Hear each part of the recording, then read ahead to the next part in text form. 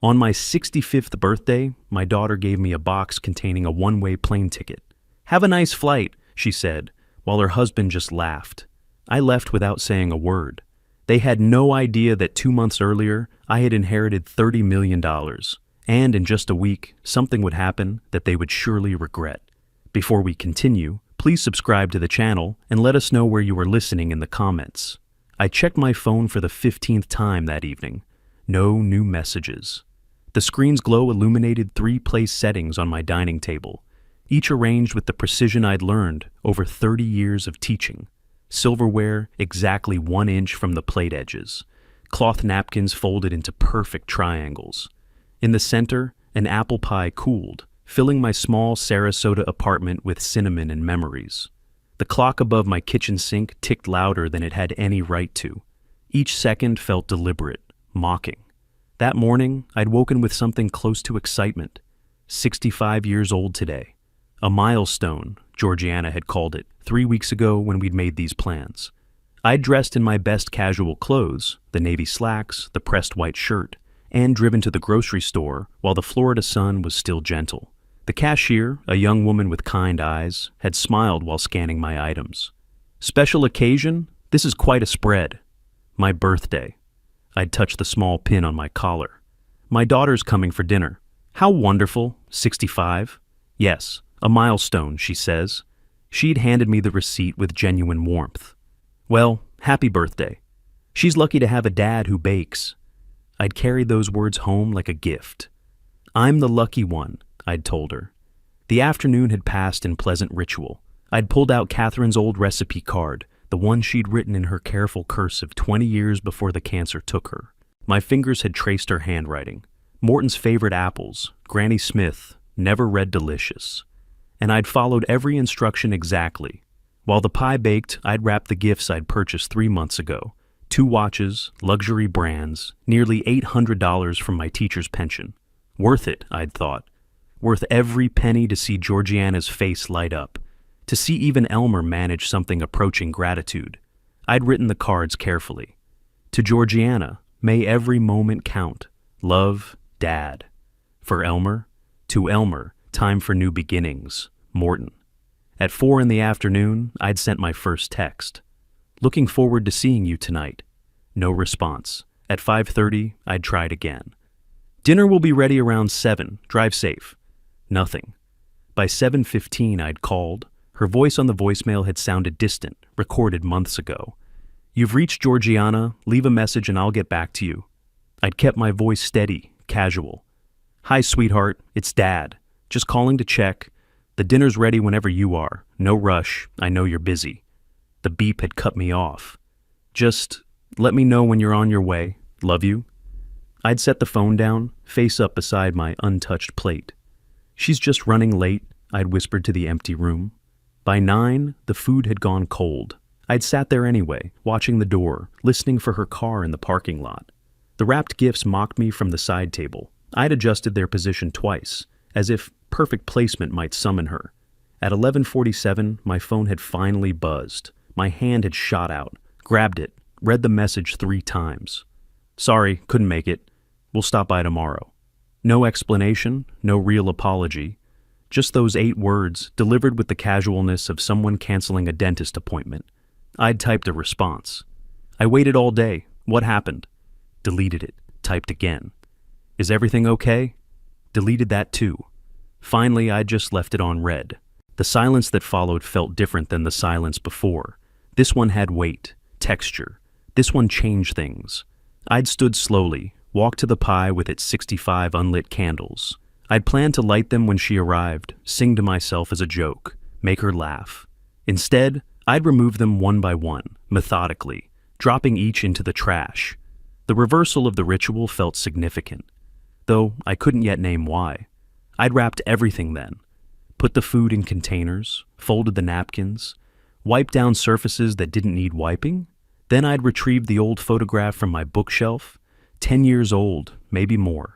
The 3 of us at Siesta Key Beach, Georgiana's arms around both me and Catherine, everyone grinning at the camera. The sun had been setting behind us, painting everything gold. I'd held it under the lamp, studying my daughter's face. Where had that girl gone? The one who'd begged me to make this pie every Sunday, who'd shown up at my classroom after school just to walk home with me, who'd cried in my arms when her mother died and whispered, "Don't ever leave me too, Daddy." What had happened to us? Or, the thought arrived cold and clear. What had happened to her? I'd set the photo down, face flat on the table, couldn't look at it anymore. My home office was just a converted closet, really. A desk, a filing cabinet, a shelf of books I'd taught from for 3 decades. I'd unlocked the desk drawer with the key on my keychain, moved aside old grade books and teaching awards, and pulled out the manila envelope. Inheritance documents, William Watkins estate, read the label in the lawyer's printed text. I hadn't opened it in the 2 months since it had arrived, hadn't needed to. I'd memorized the contents. $30 million from my Uncle William's timber business, passed to me as the last surviving Watkins male. The will had been clear, the lawyers insistent. The money was mine, legally and completely. I'd been planning to tell Georgiana tomorrow, had practiced the words. "Sweetheart, we need to talk about something important. Your great-uncle William passed away, and he left us, well, he left me, but really us, something substantial. I'd been planning to give her half, my only child, my everything. I'd carried the envelope to my armchair and sat in darkness, feeling its weight on my lap. $30 million, I'd said to the empty room. 2 months I've had this news. I was going to tell you tomorrow, share it with you. The clock had ticked, the refrigerator had hummed. I was going to give you half, my only child, my everything. But sitting there, holding that envelope, I'd felt something shift, a realization settling into my bones like cold water. You don't see me as your father anymore. You see me as, what? A burden? An obstacle? My hands had tightened on the envelope. Then maybe it's time you learned what you actually lost. I'd placed it on the coffee table, both palms flat on top, and stared ahead until the sun began to rise. Morning light woke me. I was still in the armchair, still dressed, my neck stiff from the awkward angle. The inheritance envelope had slipped to the floor during the night. I picked it up, smoothed its edges, set it back on the coffee table. Every joint protested as I stood. 65 years announcing themselves all at once. The apartment looked exactly as I'd left it. Wrapped gifts on the side table, containers of food in the refrigerator, the pie under its glass dome. Evidence of yesterday's hope, now just debris. I walked to the bathroom, showered, changed into fresh clothes. Khakis today, a polo shirt, nothing special. The mirror showed a tired man, but a steady one. The drive to Bayside took 15 minutes through familiar Sarasota streets. I knew the route by heart, had driven it hundreds of times when the house at the end of it had been mine.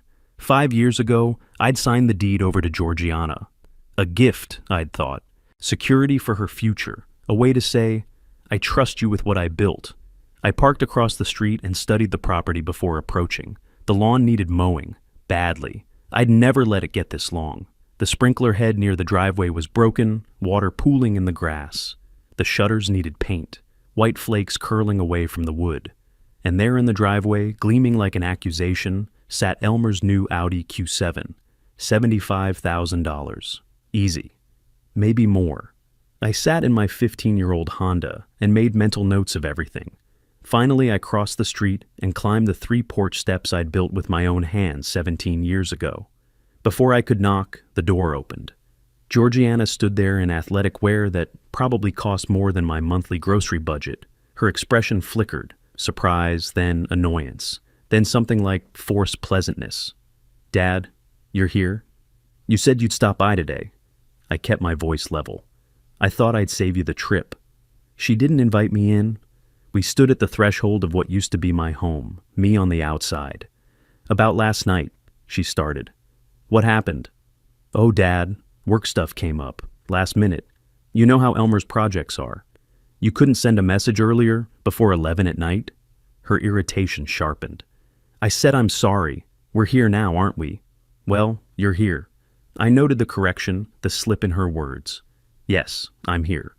She disappeared inside for a moment, returned with a small box. The wrapping paper was cheap, applied hastily. She handed it to me without ceremony. "Here's your birthday gift, Dad. Sorry it's late." I took it with both hands. "You didn't need to get me anything." "Of course we did. It's your birthday." I opened it slowly, peeling back tape, unfolding paper. Inside was a printed airline ticket, not in a card, not in an envelope, just loose in the box like an afterthought. I read it carefully. Orlando International. Departure. May 17th, tomorrow. 1 passenger, 1 way. Orlando. I looked up at her. 1 week at a resort. Well, the flight there. You can figure out hotels. 1-way ticket, I said quietly. Oh, is it? She blinked too quickly. Must have been the website. You can book the return whenever. The lie hung between us like smoke. Happy flight, Dad. I searched her face for something. Regret, affection, recognition of what she'd just done. Found nothing. Happy flight, I repeated softly. You'll love getting away. You've been cooped up in that apartment too long. Have I? Absolutely. Retirement should be about adventures. Adventures, yes. Footsteps sounded from inside the house. Elmer appeared from the hallway, barefoot on my old hardwood floors. He wore designer jeans and a Rolex that caught the light. $8,000 on his wrist, minimum. Mort, getting a vacation, huh? I turned to face him, let 3 seconds pass before I spoke. Elmer, time to see the world, man. Plane leaves tomorrow. You'll love Orlando. Disney, beaches, all that. I taught American history for 30 years. I know what's in Orlando. He laughed, genuinely amused. Right. Professor?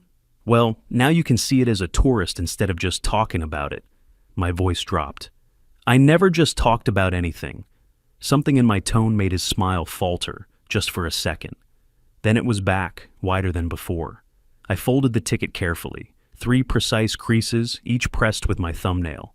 The way I used to fold papers for filing. I slid it into my shirt pocket, patted it twice. Thank you for the gift, Georgiana. I turned toward the steps. Dad, we'll call you later this week. I paused, didn't turn back. Will you? Of course. Have a safe flight tomorrow. Thank you for the gift, Georgiana. You're welcome. Enjoy. I will. I walked down the steps, across the lawn I used to mow every Saturday to my car, each movement measured, controlled. I didn't look back until I was behind the wheel. In the rearview mirror, I saw them still standing in the doorway. Georgiana said something to Elmer. He laughed.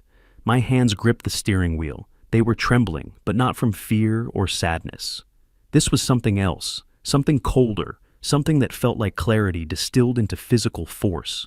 I started the engine, checked my mirrors, pulled away at exactly the speed limit. They wanted me gone, believed they'd succeeded in dismissing me, probably thought I'd get on that plane tomorrow, drift away to Orlando, maybe never come back. An obstacle removed, a burden lifted. What they didn't know, what they couldn't imagine, was what I carried in the safe back at my apartment. The envelope they'd never seen. The 30 million reasons they'd just made the worst mistake of their lives. I drove through morning traffic, already thinking 3 moves ahead. They wanted me gone. They'd get their wish. But not the way they imagined. I didn't drive straight home. My hands gripped the steering wheel while I navigated through downtown Sarasota, past the bay where sailboats drifted in afternoon light, along streets I'd known for 30 years. The one-way ticket sat in my shirt pocket like a stone. My mind kept replaying the confrontation. Georgiana's false smile, bright, empty, practiced. Elmer barefoot in my house, that Rolex catching sunlight, his casual contempt dripping from every word. Time to see the world, Mort. The way he'd said my name, clipping it short, refusing the respect of Morton or Sir. A one-way ticket to Orlando, not Paris, not California. Orlando, 45 minutes away. They didn't even want me gone, just out of sight, out of the house. I pulled into Bayfront Park, chose a spot facing the Gulf.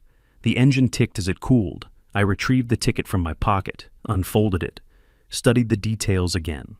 Flight 2847, MCO, May 17th, 06:45 a.m. one way. One way, I said to the empty car.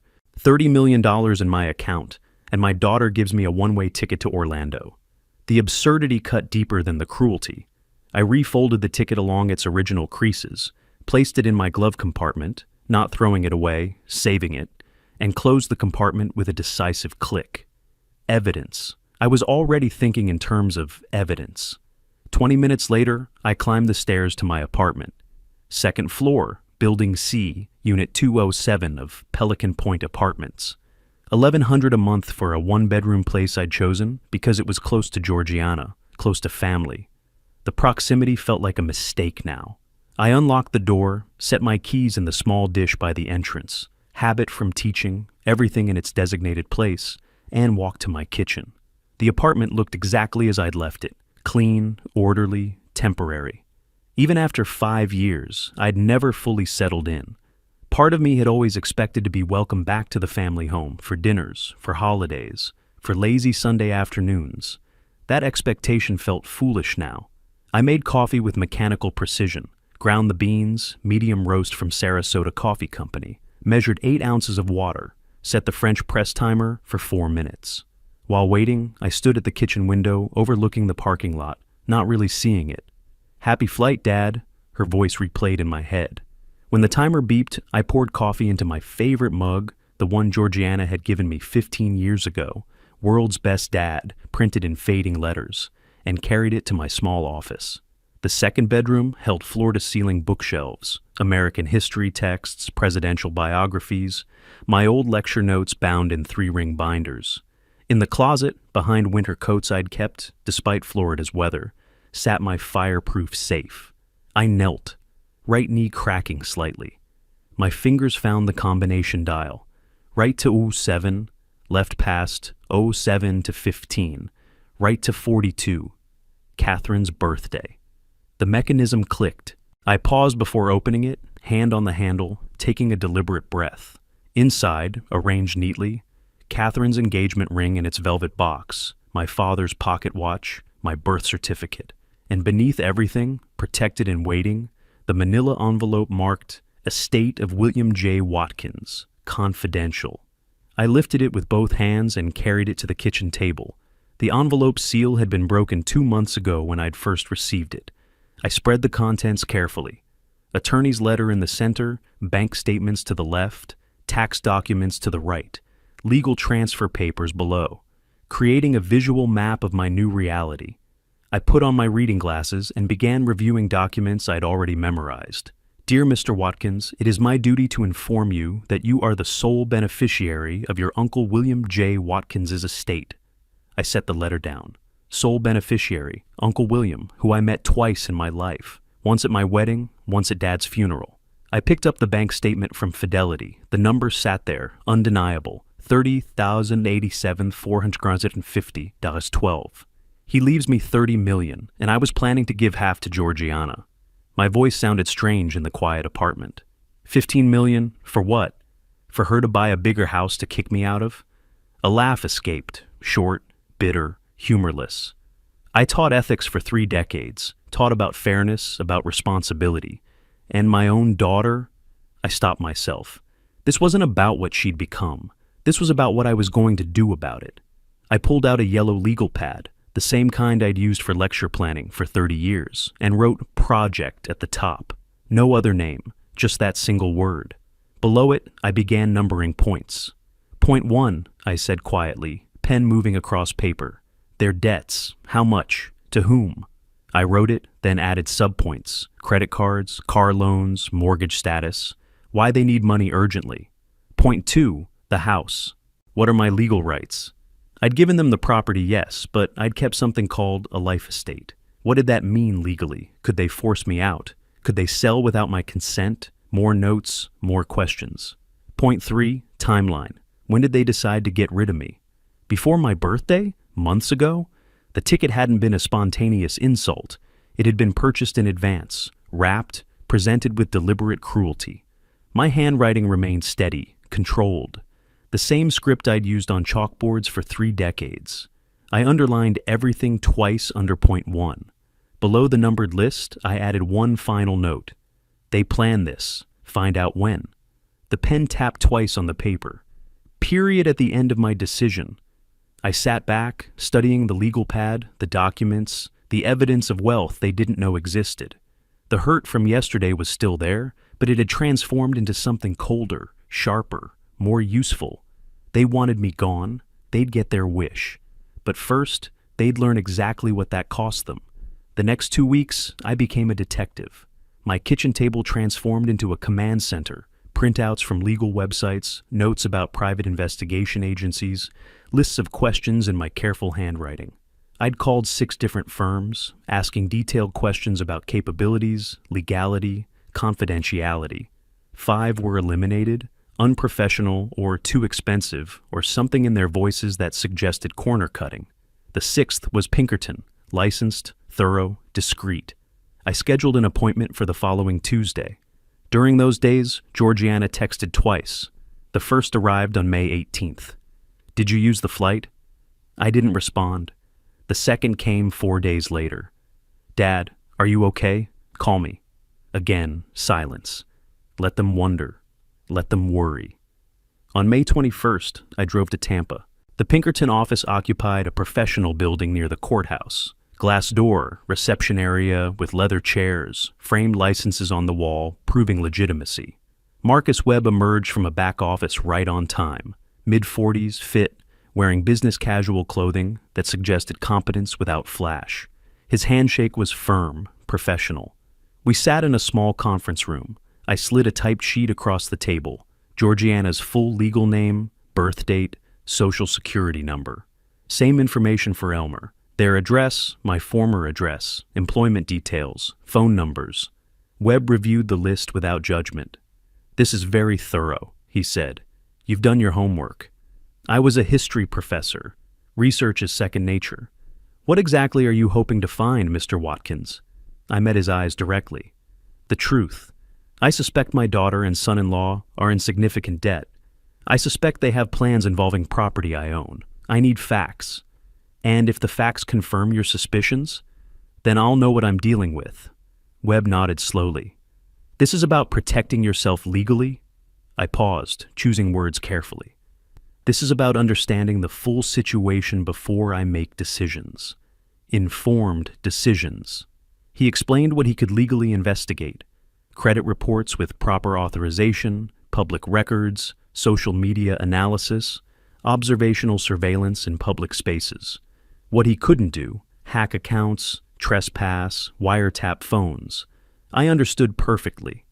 Can you determine their conversations in public places, bars, restaurants? If they discuss private matters in public spaces, yes, it's legal. Do it. He quoted the price, $5,000 retainer, $3,000 on completion, 10 to 14 days for comprehensive results. I pulled out my checkbook, not my regular account, but the new one opened specifically for inheritance funds. The checks were pristine, barely used. I wrote carefully, $5,000, signed Morton R. Watkins. The sound of the check tearing along its perforation felt decisive. Webb receipted it immediately. We shook hands again. 2 weeks, he confirmed.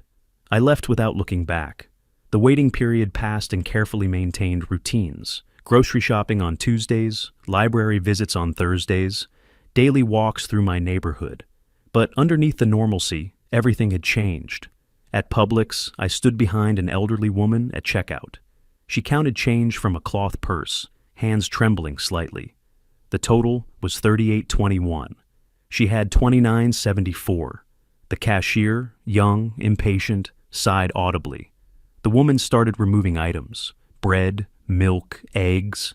I watched this and saw a possible future if I'd been truly poor, truly dependent on my daughter's charity. I stepped forward, handed the cashier my credit card. "I'll cover the difference." The woman protested weakly. I cut her off gently. "Please, it's done." Outside in my car, I sat for 5 minutes processing what I'd witnessed. The casual cruelty of impatience, the dignity required to accept help, the thin line between independence and desperation. At Selby Library, I checked out books about elder financial abuse, family law, property rights in Florida. The librarian read the titles as she scanned them. "Heavy reading. Research project?" You could say that. Her concern showed in her expression. "Everything all right? Some of these are about elder abuse." I met her eyes, managed a small smile. "Just educating myself. Prevention is better than cure. If you ever need resources, community services, I appreciate that, truly. But I'm fine. Just interested in the subject."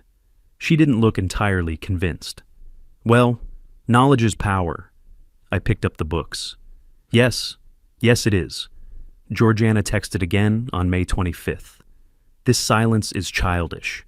I set my phone down without responding. 5 days later, another message. Fine, whatever, good.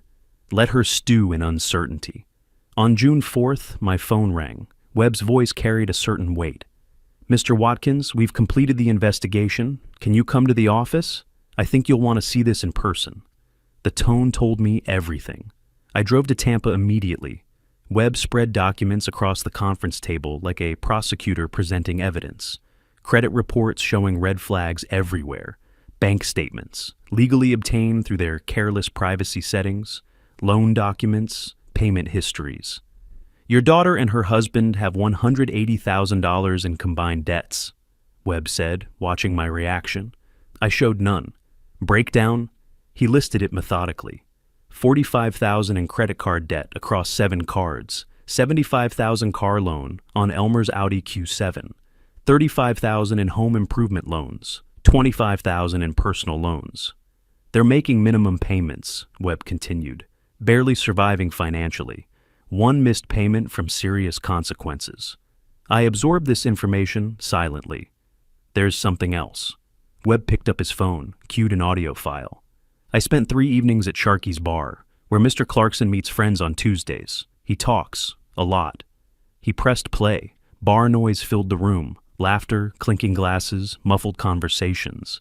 Then Elmer's voice cut through, clear and unmistakable. Mort's taking a permanent vacation. Got him a one-way ticket, man. He'll figure it out. Male laughter. House is worth $850 easy. Mortgage is only $250 left. We'll clear $600 after everything. Another voice, indistinct. He know? Elmer again. Nah, he won't fight it. Old guy's got nothing. Pension barely covers his apartment. He's an anchor, man. Finally getting that weight off our backs. More laughter. Webb stopped the recording. I sat perfectly still. Can I have a copy? Flash drive or email? Flash drive. 2 copies. Webb made them while I waited. I placed both in my shirt pocket, buttoned the pocket shut. This is admissible? I asked. In civil court, yes. He's in a public place. No expectation of privacy under Florida law. When was this recorded? May 23rd, Tuesday night, approximately 9 p.m. I calculated quickly. 1 week after my birthday. 1 week after the ticket. You want my professional opinion? I looked up. Please. They've been planning this for a while. This wasn't a sudden decision. The ticket was step 1. What would be step 2? Webb chose his words carefully. Based on their conversations, their financial pressure, their timeline, I'd say they're waiting for you to leave town, then filing to sell the property. They'd argue abandonment, life estate forfeiture. I stood, collecting the dossier, the flash drives, the evidence of betrayal reduced to paper and digital files. Thank you, Mr. Webb. You've been thorough. I pulled out my checkbook again, wrote the final payment, $3,000. At the door, Webb spoke once more. What are you going to do? I turned back, meeting his eyes. Make sure they don't get step 2. In my car, before starting the engine, I allowed myself 1 moment. I placed both hands on the steering wheel and closed my eyes. When I opened them, any remaining doubt had vanished. They hadn't just hurt me. They'd planned to erase me. The recording played in my mind, finally getting that anchor off our backs. An anchor. $30 million in my account. And my daughter's husband called me an anchor. I started the car and drove back to Sarasota with absolute clarity. They wanted freedom from their burden. They'd get it, just not the way they imagined. The morning after receiving Webb's report, I sat at my kitchen table at 7:55, watching the clock. The detective's dossier lay spread before me like evidence at a trial. At exactly 8 o'clock, I dialed. Stanford and Associates, Property Law. How may I help you? The receptionist's voice was professional, efficient. I need to consult with Mr. Stanford regarding life estate property rights and potential gift revocation. It's somewhat urgent. A pause. Keyboard clicking. Mr. Stanford has an opening this afternoon at 3. Would that work? I wrote it on my legal pad. 3 p.m., Stanford. Perfect. The legal machinery had begun moving. At 2:45, I arrived at the law office, downtown Sarasota, 10th floor, floor-to-ceiling windows overlooking the bay. 15 minutes early. Old teaching habit. Roy Stanford emerged from his private office right on time. Mid-50s, silver hair, Brooks Brothers suit, handshake that conveyed both confidence and assessment. We sat in a conference room with a view of sailboats drifting in afternoon light. I laid out the documents methodically. The deed transfer from 5 years ago, the life estate clause I'd retained, the one-way ticket still in its protective sleeve, the detective's comprehensive findings about their debts and recorded conversations. Stanford took notes, asked clarifying questions, never showed shock, just professional evaluation. You gave them the house outright 5 years ago? Yes, I wanted to help. I thought we were family. He examined the life estate clause. But you retain these rights. Smart. Why? My attorney at the time insisted, said I needed security. I didn't think I'd need it. Stanford looked up. You need it now? This clause is your leverage. They can't force you out legally. They're trying anyway. He tapped the one-way ticket. This is constructive eviction, combined with their financial motive. His finger moved to the debt breakdown. You have grounds for complete gift revocation. Can I really take the house back? With proper legal procedure and this evidence? Absolutely. He leaned back. The question is, do you want to? I considered my answer carefully. I want options. I want them to understand there are consequences. Stanford nodded slowly. Then he stood, walked to a whiteboard, and drew diagrams. The teacher in me appreciated the method. Life estate means you retain the right to occupy the property until death. They own it, but can't force you out or sell without your consent. Arrows showing my retained power. If you can demonstrate they're constructively evicting you, making conditions untenable, forcing you to leave, you have grounds for revocation. Is a one-way ticket evidence? Combined with their debt situation and stated intention to sell? Absolutely. It establishes motive and action. We spent 2 hours developing strategy. First, establish constructive eviction. Second, prepare revocation documents but don't file yet. Hold them as leverage. Third, change my will immediately. Fourth, protect the inheritance. Stanford suggested something else. There's another option, non-legal but effective. I'm listening. Make the inheritance public. Media interview, local news, talk about your unexpected windfall. I frowned. Why would I do that? Because right now, they think you're powerless. They're waiting for you to leave so they can sell your house. If they discover you have $30 million, understanding dawned. They'll panic. They'll realize they miscalculated. Exactly. It's psychological warfare, not legal action. Perfectly legal. Might even be therapeutic. I felt a slow smile form. They'd see it on television. They would. How they react tells you everything you need to know about their real motivations. The next 3 weeks became a carefully orchestrated series of legal actions. 1 week in, I met with Emily Chen, Stanford's estate specialist. Young, efficient, sharp-eyed. Your current will leaves everything to your daughter Georgiana. You want to change this? Completely. And the new beneficiary? I'd thought about this carefully.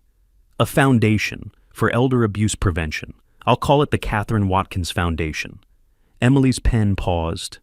Your late wife's name? Yes. She'd have wanted something good to come from this. The amount involved is substantial. Have you considered partial inheritance for your daughter? I met her eyes. She made her choice when she gave me that ticket. I'm making mine now. Understood. I'll draft the documents. This will require 2 witnesses and notarization. Whatever it takes, I want it ironclad. I signed page after page. My hand didn't shake. Each signature was deliberate, firm, final. Blue ink, Stanford's instruction, shows original, not copy. The notary, Margaret Russo, watched me sign the most critical documents, then applied her seal with satisfying precision. The embossed impression looked official, permanent. These are legally binding, Mr. Watkins. Store them safely. I will. At Sun Trust Bank, with Stanford's associate as witness, I opened new accounts and transferred the entire inheritance. $30,087,450.12. The bank manager offered premium services, wealth management, investment portfolios. Just a secure checking account and a high-yield savings account. Simple. With this amount, you could... I interrupted gently. I don't need complicated. I need protected. This money serves a specific purpose. May I ask what purpose? Justice. And eventually, helping people who have been where I am. A pause. Some understanding passed between us. I'll ensure maximum security protocols on this account. Thank you. One more thing. I want all statements sent to my attorney's office, not my home. Done. During the second week, my phone rang. Georgiana's name on the screen. I considered not answering, but curiosity won. Hello? Her voice carried irritation. Dad, when are you going to use that ticket? It's been sitting there for weeks. I sat at my kitchen table, surrounded by legal documents I was signing. I've been busy. Busy with what? You're retired. With my affairs, getting things in order. Whatever, the ticket expires in 2 months, use it or lose it. I'll keep that in mind. I ended the call and returned to signing revocation papers. Her voice already felt distant, disconnected from my new reality. On June 21st, I returned to Stanford's office for final review. He spread documents across the conference table like a general displaying battle plans. Revocation papers drafted, notarized, ready to file. New will executed and sealed. Bank transfer confirmations. Evidence compilation organized and indexed. Correspondence log documenting every interaction with Georgiana. Stanford placed his hand on the stack. This represents complete legal protection and multiple strategic options. I examined each document one final time, then nodded. He slid everything into a premium leather portfolio. I accepted it, felt its weight, not just paper, but power, options, justice waiting to be deployed. What's the process if I decide to execute the revocation? File these papers with the county clerk. They'll be served with notice. 30-day response period, then a hearing if they contest. They'll contest. Almost certainly, which is why the evidence matters. Their debts, the ticket, the recorded conversations. It builds an overwhelming case. Timeline? From filing to final ruling? 3 to 4 months, maybe longer if they fight hard. And the will change is immediate. The moment you signed it. If something happens to you tomorrow, everything goes to the foundation. I stood, adjusting my jacket. Good. Thank you, Roy. You've given me what I needed. He also stood, shaking my hand. Which is? The ability to respond appropriately. They thought I was powerless. I picked up the leather portfolio. Now I'm not. With the legal foundation secure, I moved to the next phase. Stanford had called it psychological warfare. I called it information distribution. I sat at my laptop, researching local media contacts. WFLA Tampa Bay's Ordinary People, Extraordinary Stories segment caught my attention. Perfect for my purposes. I typed carefully, Dear WFLA Programming, I'm a 67-year-old retired history professor with a story I believe would resonate with your viewers. After living modestly on a teacher's pension for years, I recently inherited $30 million from a distant relative I barely knew. This unexpected change has given me perspective I'd like to share with other seniors about hope and possibility at any age. I have complete documentation and would be honored to participate in your segment. I attached a professional photo of myself. Clicked send. At 2:47 that afternoon, my phone rang. Henrietta Morgan, producer. Interested. Could we meet tomorrow? We met at Perk Coffee Bar. She arrived exactly on time. Mid-40s, professional warmth, tablet in hand. I paid for our coffee, then told my story. 3 decades teaching young people, living carefully on pension. Uncle William in Boston, saw him twice in my life. The attorney's call in March, the overwhelming amount, the disbelief. Walk me through the moment you found out. Where were you? In my car. The attorney called, asked me to come to his office in Tampa. Wouldn't say why. You drove not knowing? I assumed it was about settling Uncle William's affairs, maybe a keepsake, some photos. And when he told you? I paused, let genuine emotion surface. He slid the bank statement across his desk. I looked at the number, then at him, then back at the number. I said, "This can't be right." What did he say? "It's very right, Mr. Watkins. Congratulations." But I didn't feel congratulated. I felt terrified. She leaned forward. Terrified? That's an interesting word. $30 million changes everything. Responsibilities, relationships, risks. It's not just money, it's weight. She took notes, nodding. What do you hope viewers take away from your story? That life can surprise you. At 67, I thought my story was written. Teacher, retired, living simply. Then this. And now? Now I have the chance to help others. Create opportunities that didn't exist before. You mentioned a foundation? Yes, education-focused. Helping people who face obstacles, who need support. Can we talk about your family in the interview? Children? I pause carefully. I have a daughter, but I'd prefer to keep the focus on the broader message, hope, possibility, giving back. Of course, whatever you're comfortable with. Thank you. This story isn't about my personal life. It's about inspiring others. We scheduled filming for June 5th, 1 week away. That evening, I pulled up my existing conference registration, American Historical Association, Pacific Northwest Regional Conference, June 10th through 13th, Vancouver. I'd registered in January, back when life was different. Now it served a different purpose. I booked my flight.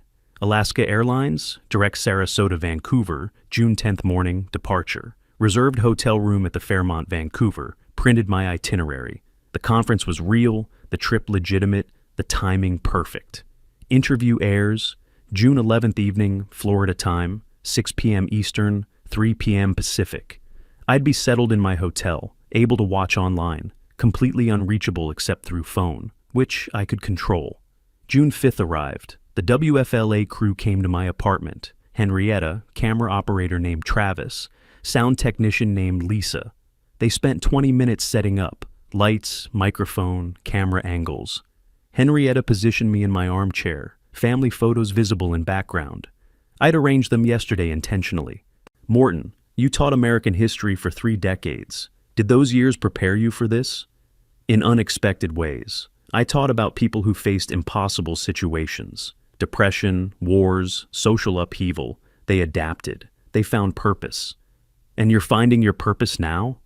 I'm trying. At my age, you realize time is precious. This inheritance isn't just money, it's opportunity to make a difference.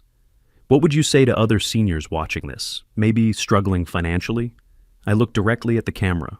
Don't give up. Life has chapters we haven't read yet. I lived modestly for years, thought that was my story's end. Then everything changed. Your change might not be an inheritance, but there's always possibility. That's a powerful message. It's the truth. I taught history. I know that people are resilient, surprising, capable of transformation at any age.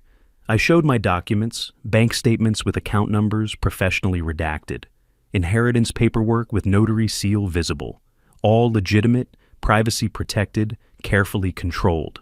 The filming took 90 minutes. When finished, Henrietta smiled. This will air next Tuesday evening, June 11th. We'll send you a link. I'll be traveling, but I'll watch online. The next 5 days passed in careful preparation. I packed for Vancouver, actually planned to attend some conference sessions, maintaining normalcy, but I also set my phone notifications, bookmarked WFLA's live stream, downloaded their app, tested everything. June 10th, early morning. I drove to Sarasota Bradenton Airport, checked my suitcase, passed through security. At the gate, I texted Stanford. Traveling as discussed, interview airs tomorrow evening, we'll monitor remotely. His response came quickly. Understood, standing by. If they contact you, I won't answer immediately. Let them process. Let them panic. Psychologically sound. Though as your attorney, I should note you're under no obligation to respond at all. I know, but eventually I'll respond. On my terms, my timeline. Keep me posted. The revocation papers are ready when you are. Thank you, Roy, for everything. I boarded flight AS-714, found my window seat, watched Florida disappear below. Tomorrow, everything changed. Today I was just a retired professor going to an academic conference. I checked into the Fairmont, Vancouver that afternoon. Room 1847, 18th floor, city view. Unpacked efficiently. Set up my laptop on the desk facing the window. Tested the hotel Wi-Fi, strong signal. Confirmed WFLA stream worked. Set volume to comfortable level. Positioned my phone on the desk beside the laptop. Charger connected. Pulled up Georgiana's contact, not to call, just to see it there, ready to receive her inevitable panic. At the conference registration, I ran into Professor Williams, a colleague from years ago. Morton, didn't expect to see you here. How's retirement treating you? Better than expected, actually. Keeping busy. Still writing? Not academically, but working on some projects, personal ones. Good for you. So many retirees lose purpose. You seem energized. I manage a slight smile. I've found new purpose recently. Unexpected developments. Mysterious, I like it. Dinner tonight? Actually, I have something scheduled this evening. Tomorrow? Sure, see you then. June 11th. I attended the morning keynote, took notes, participated in discussions. Normal academic behavior. But my real focus was elsewhere. At 2 o'clock Vancouver time, 5 p.m. Florida, I returned to my hotel room, set up my laptop, opened the WFLA live stream, adjusted the volume. My phone sat beside it, silenced, waiting. I'd positioned myself 2,500 miles from the explosion I was about to trigger. At 2:45, I settled into the desk chair, checked the stream one more time, working perfectly. At 3 o'clock exactly, 6 p.m. in Florida, the Ordinary People, Extraordinary Stories opening credits began. I took a breath. Somewhere in Sarasota, my daughter was about to discover that the powerless old man she'd dismissed as an anchor had $30 million she knew nothing about. The segment began. My face filled the screen. And I pressed play. At precisely 3 o'clock Vancouver time, the WFLA stream loaded on my laptop. The Ordinary People, Extraordinary Stories logo appeared with its uplifting music. I sat motionless in the desk chair, hands folded, phone on silent 6 inches to my right. I'd been waiting for this moment for weeks. Henrietta Morgan appeared on screen, professional and warm. Life can surprise us when we least expect it. Tonight's story is about second chances and unexpected blessings. Cut to my face, my apartment in the background. I watch myself begin telling the story, seeing it as Georgiana would see it, her father, whom she dismissed as a poor burden, speaking calmly about millions of dollars. Morton, when did you learn about the inheritance? March 15th, an attorney in Boston called. My Uncle William had passed. And you hadn't been close? We'd met twice in my life, once at my wedding, once at my father's funeral, but he never forgot me. 6 minutes in, Henrietta asked the key question. And the amount of the inheritance? On screen I paused. I'd timed this beat perfectly during filming, then said quietly, $30,087,450.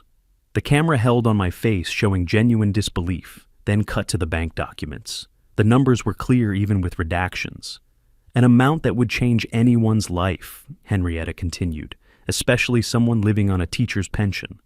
I watched this revelation, knowing that at this exact moment in Florida, Georgiana was seeing this number, the number she never knew existed, the number that made the one-way ticket look like what it was, a dismissal of someone she thought was worthless. The segment ran 8 minutes, 47 seconds. When it ended with Henrietta's closing, a reminder that life's most surprising chapters can come at any age, I allowed myself a small exhale. Then I waited. 90 seconds later, my phone screen lit up. Georgiana calling? I didn't answer. It stopped, immediately started again. Text messages began flooding in. I'd set notifications to display without sound, and now they scrolled faster than I could read. Dad, is this real? Call me now. Why didn't you tell us? Dad, please call me. This is important. Then Elmer. Mort, saw the news? WTF, man? You got $30 million and gave us a hard time about the ticket? Call us back. This is serious. I read each message completely, analyzing word choice, punctuation, the progression of tone. Georgiana's first, lowercase dad, 3 question marks, 3 exclamation points, shock. Elmer's first, disrespectful nickname, inappropriate language, anger. Georgiana's third, all caps, no question mark. Demand, not question. Within 5 minutes, my phone showed 7 missed calls, 14 text messages. The desperation escalated with each message. Georgiana, we need to talk immediately. Then, please, Dad, please call. The capitalization grew more frantic, the punctuation more desperate. I sat for 10 minutes watching the messages accumulate, my phone vibrating with new attempts to reach me. Then I picked it up. I didn't call. Instead, I typed one message. Thank you for the birthday ticket. I used it in my own way. Perhaps take some time to think about your actions. I read it 3 times, measured, fair, honest. I sent it to both Georgiana and Elmer simultaneously. Watched delivered appear beneath each message. Then I navigated to settings, found the focus controls, enabled, block selected contacts, 48 hours. Added both their numbers.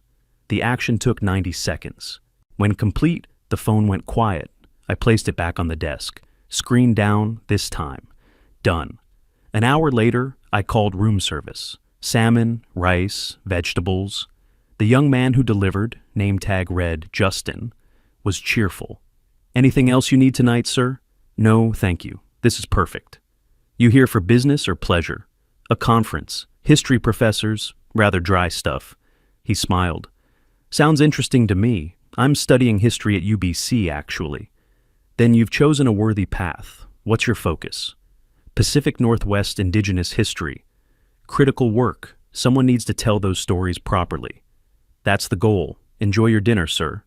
Thank you. Good luck with your studies. When he left, I ate slowly at the desk, fork in one hand, conference program in the other.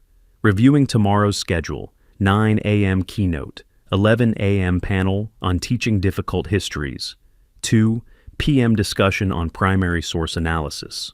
Normal academic pursuits. Meanwhile, in Florida, my daughter was experiencing a very different kind of education. I finished dinner, placed the tray outside my door, and called Stanford from the hotel phone. Roy, it's Morton, using hotel line. Saw the broadcast online. Well done, professional, compelling. The response was immediate. 7 calls, 14 texts within 5 minutes. Expected. How did you reply? 1 text. Thanked them for the ticket, suggested they reflect on their actions, then blocked them for 48 hours. Psychologically devastating. They can't respond, can't negotiate, can't control. That's the idea. Let them sit with it. No resolution, no closure. When do you return? 3 days. Conference ends the 13th. I'll fly back the 14th. I'll be ready. They'll likely have tried to reach me too. Don't respond yet. Let them scramble. Understood. Enjoy Vancouver. You've earned some peace. After we hung up, I stood at the hotel window. Floor-to-ceiling glass, 18th floor, panoramic view of Vancouver's evening cityscape. I held my coffee cup and watched lights come on in buildings across the city. I was physically in Canada, but mentally calculating what was happening 2,500 miles south. Georgiana pacing her house, my house. Elmer probably drinking. Both desperate to reach me, unable to. The distance felt appropriate, geographic space matching emotional space. I stayed at the window for 20 minutes, occasionally sipping coffee, mostly just existing in the quiet aftermath of the explosion I'd set off. My reflection in the glass showed a man at peace with his choices. Tomorrow I'd attend academic panels about constitutional history. Tonight, in Florida, my daughter was learning what happens when you discard family like trash. I took another sip. The city lights blurred in the window's reflection. Phase 1 complete. I later learned what happened while I watched Vancouver's lights. June 12th, 7 in the morning, Georgiana sat at her kitchen table, my former kitchen, staring at her phone screen. Message not delivered. She'd tried 15 times overnight. Blocked, blocked, blocked. Elmer paced behind her, already agitated. We need to go to his apartment, now. They drove to Pelican Point Apartments, my rental complex. Found unit C207. Elmer pounded on the door. No answer. He tried calling again, still blocked. Next door, Mrs. Patterson emerged from C205, curious and concerned. Can I help you? Georgiana forced a smile. We're looking for Morton Watkins. I'm his daughter. Mrs. Patterson's face softened. Oh, how nice. Morton mentioned you. He's away at a conference this week. Canada, Vancouver, I think. History professors gathering. Georgiana's smile cracked. Vancouver. International, intentionally unreachable. You must be Georgiana, Mrs. Patterson continued. Morton showed me pictures. You were just a little girl in them. That was a long time ago.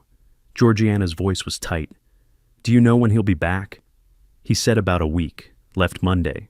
Seemed very happy about the trip. Elmer interrupted. Did he mention anything else? Any financial news? Mrs. Patterson looked confused. Financial news? Not to me. We mostly talk about books. He's such a thoughtful man. That word, thoughtful, made Georgiana flinch. Thank you for your help. As they left, Mrs. Patterson called after them. Should I tell him you came by? Georgiana paused. No, that's okay. We'll call him. Back at the house, desperate, they searched online.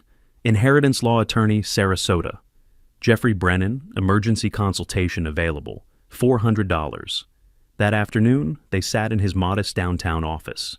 My father inherited $30 million 2 months ago, Georgiana explained in a rush. He just told us via television. We're his only family. What are our rights? Brennan's expression didn't change. He'd heard stranger stories. Are you a beneficiary on his bank accounts? I don't know. In his will?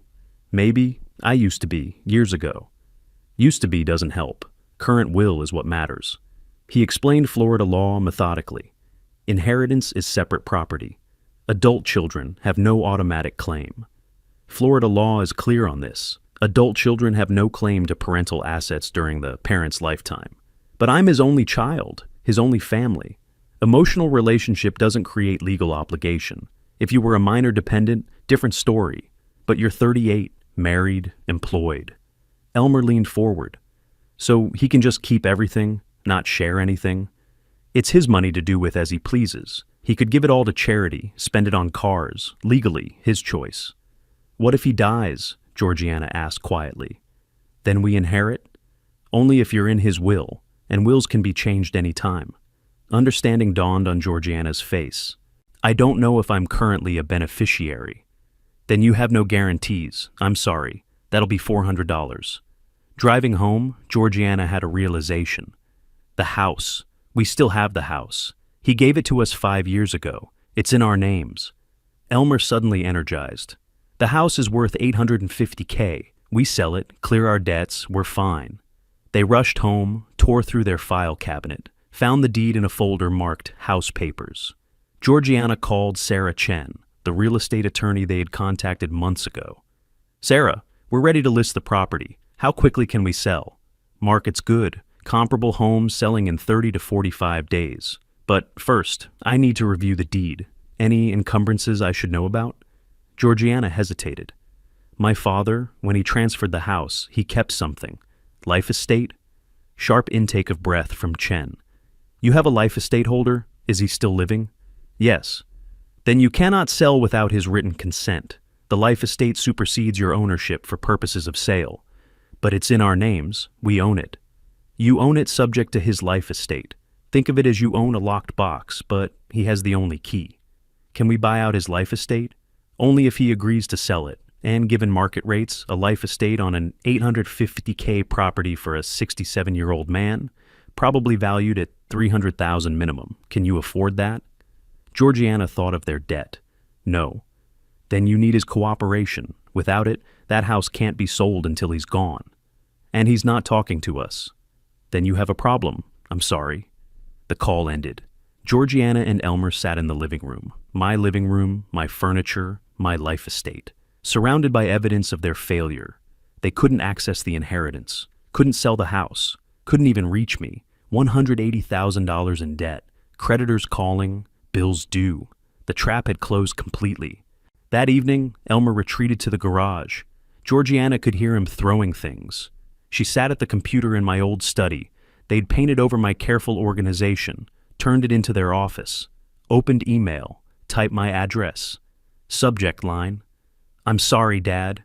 She wrote through tears, admitted the ticket was cruel, admitted they wanted me gone, admitted the debt, all of it, itemized, admitted they'd planned to sell the house after I left. I don't expect you to forgive me, she typed. I don't deserve it, but please, if you ever love me, please come home. Please let us talk. I'm so sorry. She read it 3 times, cried harder each time, then clicked send. The sent confirmation appeared. Now she could only wait, knowing I'd blocked her, not knowing if email was blocked too. In the garage, Elmer opened another drink. This is your fault, he said when she appeared in the doorway. Your father, your problem. My fault, you're the one who suggested the ticket. I suggested getting him out of our hair. You agreed, you handed him the box. Because you convinced me he was a burden. He was a burden, still is. Now he's a rich burden who won't help his own family. We're not his family anymore, Georgiana's voice broke. We gave up that right when we tried to throw him away. So what do? We're $180,000 in debt, bills due, creditors calling. I'm writing him an email, apologizing. Elmer laughed bitterly. You think sorry fixes this? He went on television, Georgie. He planned this. I know. She wiped her eyes. And we deserve it. She left him in the garage and returned to the computer, checked email obsessively. No response. The house, my house, felt different now. Not theirs, borrowed, precarious. Every room held evidence of my former life. The kitchen I'd cooked in, the study where I'd graded papers, the bedroom where Catherine and I had slept. They'd been living in my generosity for 5 years, mistaking it for their own achievement. Now they understood the difference. Georgiana checked her phone again. 47 attempted contacts. 0 successful. Outside, in Vancouver, I was sleeping peacefully. Inside their panic, they were learning what I'd already known. That kindness withdrawn feels like cruelty.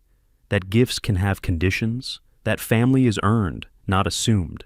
And that $30 million changes everything, especially when you don't have access to it. I landed at Sarasota Bradenton Airport on June 21st, pulling my single suitcase through the familiar terminal. The Vancouver conference had been productive. Academic sessions, networking, normal professorial activities. But my mind had been on Florida. On June 13th, after the 48-hour block expired, I'd unblocked their numbers. 47 new messages flooded in. I read everyone, from angry to desperate to pleading. Georgiana's email had arrived June 12th. I read it 5 times in my hotel room, then forwarded it to Stanford via secure email. Dad, I'm so sorry. We were wrong. What we did was cruel and thoughtless. She'd admitted everything. The debt, $180,000, itemized. The plan to sell the house. The ticket meant to get rid of me. Even Elmer's bar conversations, though she didn't know I'd recorded them. I don't expect you to forgive me. I don't deserve it. But please, if you ever love me, please come home. Please let us talk. At baggage claim, I watched families reuniting, children hugging parents, genuine love, genuine connection. I thought about what I'd lost, what Georgiana had thrown away. I collected my bag, drove to my apartment, unpacked methodically. Conference materials went to recycling. The leather portfolio from Stanford still held all the legal documents, including the house revocation papers. I placed them on my desk beside a printout of Georgiana's email, 2 documents, her admission, my nuclear option. That evening, I typed a response. I'm back in Sarasota. We'll meet tomorrow, 2 p.m. at my attorney's office. Both of you, address below, don't be late. Send, brief, controlled, setting the terms. The next morning, I arrived at Stanford's office an hour early. You're sure about this approach? Stanford asked.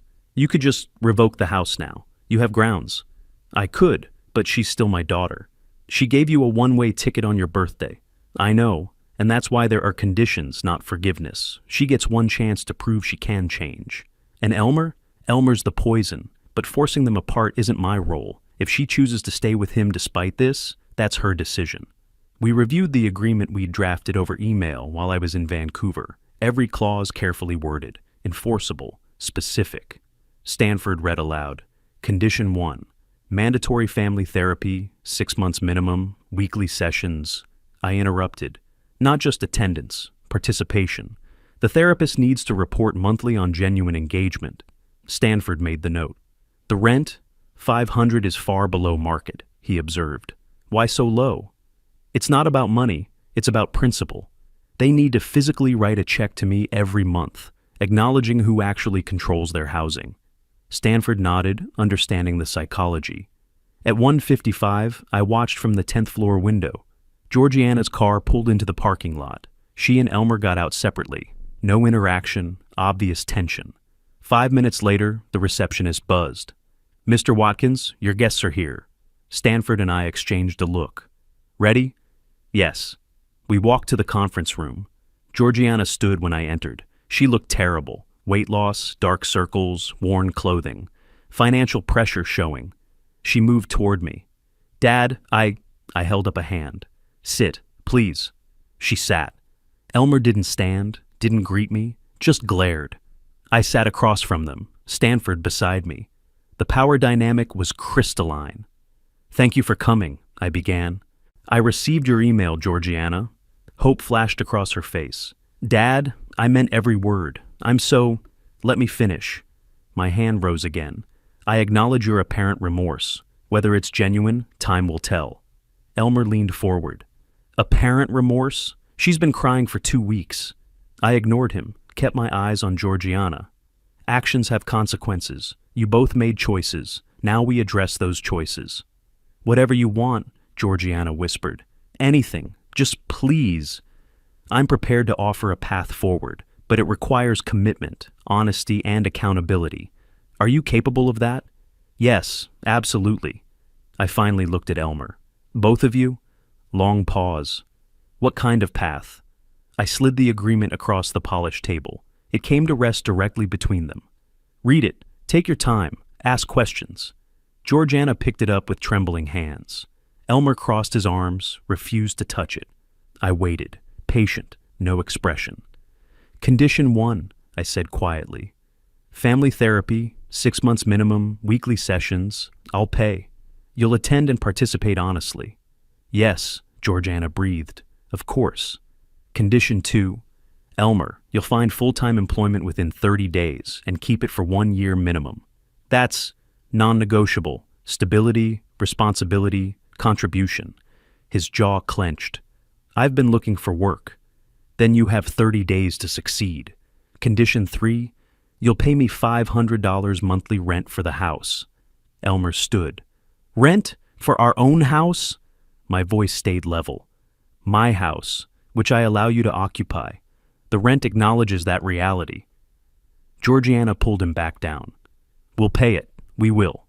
I continued through the remaining terms: monthly proof of employment, therapy participation reports, good faith compliance with all conditions. After 1 year, if conditions are met, I'll review your financial situation. Consider assistance with your debts. Maybe. Maybe?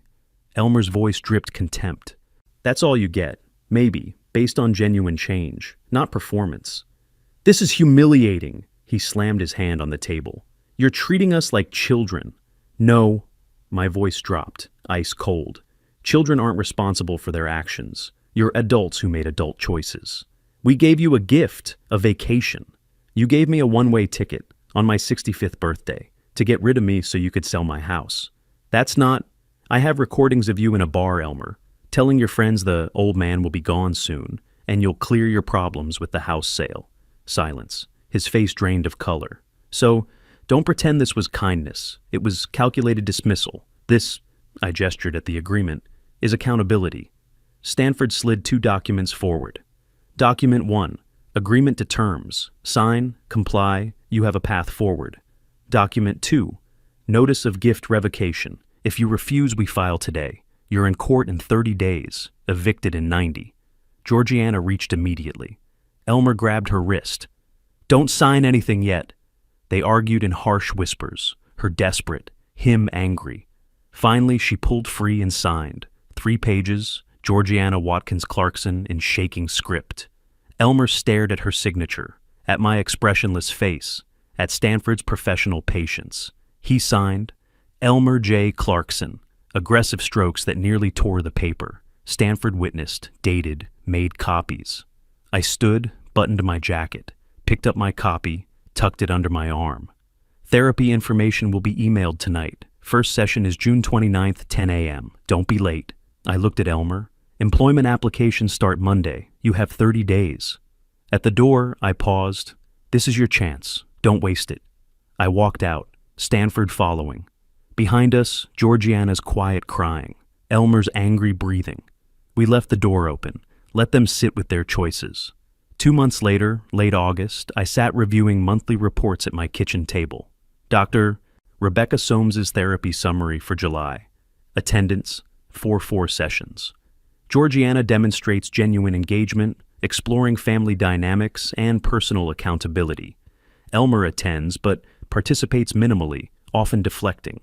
Employment verification from Coastal Logistics. Elmer Clarkson, warehouse manager, Hired June 28th, current status, active. Bank records, 2 deposits. July 15th, $500. August 15th, $500. Both labeled Rent G. Watkins Clarkson. Surface compliance. But something felt wrong, too smooth, too cooperative after such resistance. I called Stanford. Run a background check, quietly. I want to know if they're consulting other attorneys. 2 days later, he called back. Elmer met with Bradley Collins, a state litigation specialist, 3 times in the past month. I absorbed this silently. Topic: challenging your will. He's asking about undue influence claims, diminished capacity based on your age. The irony wasn't lost on me, arguing I was too old and vulnerable while simultaneously complying with conditions I'd imposed. Collins told him it's weak, unlikely to succeed. But the consultations happened, while Elmer was attending your therapy, working his job, paying rent. Surface compliance while planning to override my decisions. Exactly. What do you want to do? File revocation, full evidence, today. The hearing came quickly. August 28th, Sarasota County Courthouse. I arrived with Stanford and a banker's box of evidence. Every piece of documentation we'd gathered over 4 months. Georgiana arrived with Jeffrey Brennan, the attorney who'd told them they had no inheritance rights back in June. Elmer looked defiant in a suit bought for the occasion. Judge Margaret Williams presided, late 50s, experienced, no nonsense. Revocation of gift deed based on constructive eviction and breach of good faith, she read. Mr. Stanford, present your evidence. For 2 hours, Stanford methodically built the case. The detective's report. The bar recording, Elmer's voice filling the courtroom. The old man's taking a permanent vacation. House is worth $850 easy. The one-way ticket in its plastic sleeve. Georgiana's admission email. The recent consultations with Collins. Each piece adding weight. Brennan called Georgiana to testify. Do you love your father? She cried. Yes, I do. I made terrible mistakes, but I love him. Stanford's cross-examination was surgical. Mrs. Clarkson, when did you learn your husband was consulting an estate attorney? She froze. What? Answer the question. July, mid-July. And you didn't inform your father? I told Elmer to stop. I thought he would. But he didn't. He consulted again in August. Did you tell your father about July? Quietly. No. So while your father was paying for your therapy, accepting your rent, giving you a chance to prove change, you were withholding information about your husband's attempts to undermine him. Tears streamed down her face. I didn't want to ruin our chance. You didn't want to face consequences for enabling bad behavior. Again. Judge Williams reviewed the evidence for 30 minutes without speaking. Then she looked up. The original gift was made in context of family relationship with certain reasonable expectations. Those expectations, mutual respect, good faith, honoring the life estate holder's dignity, were systematically violated. Brennan tried to interrupt. Your Honor, my clients have been complying. Superficial compliance while simultaneously seeking to undermine the donor's testamentary wishes is not good faith, counselor. She looked at the evidence. The bar recording alone demonstrates intent to constructively evict. The one-way ticket demonstrates execution of that intent. The recent attorney consultations demonstrate ongoing bad faith. Gavel. Gift revocation granted. Defendants have 30 days to vacate. Court costs assessed to defendants. We're adjourned. Done. I sold the house quickly. $850,000 cash buyer, mid-September closing. The entire proceeds went to establishing the Catherine Watkins Foundation for Elder Dignity and Rights, Florida nonprofit, chartered to prevent elder abuse and support victims, her name doing good, preventing others from experiencing what I'd endured. For myself, I purchased a small cottage in Siesta Key, $425,000 from my inheritance, modest but peaceful. Oceanfront, my own space finally. Late September, I drove to the old house one final time, moving truck in the driveway, boxes lining the walk, Georgiana alone. Elmer had left 2 weeks earlier, their separation inevitable after everything. She saw my car, stopped packing, waited on the porch. I walked up slowly. Father and daughter, 2 people who used to be family. I'm sorry, she said, for everything. I know that doesn't matter now, but I am. I nodded slowly. I believe you're sorry you lost. I'm less certain you're sorry about what you did. She flinched. Maybe someday you'll understand the difference. I paused, choosing my final words carefully. I loved you as a daughter, but love without respect isn't love. It's just obligation wearing love's costume. Will I ever see you again? I don't know. Maybe when you understand what you lost, not just what it cost you. I turned, walked to my car. In the rearview mirror, she stood on the porch of the house she was losing, finally understanding what she'd thrown away. I drove to my new cottage, oceanfront, peaceful, alone. The foundation documents sat on my table, Catherine's legacy, my purpose. $30 million hadn't bought me family, but it had bought me justice, dignity, and the power to help others. I'd taught accountability for 30 years. Now I'd lived it. The sun set over the Gulf of Mexico, painting everything gold. I poured coffee, stood at my window, watched the waves, at peace. If you like this story, please like this video, subscribe to the channel, and share your impressions of this story in the comments. To listen to the next story, click on the box on the left. Thank you for watching.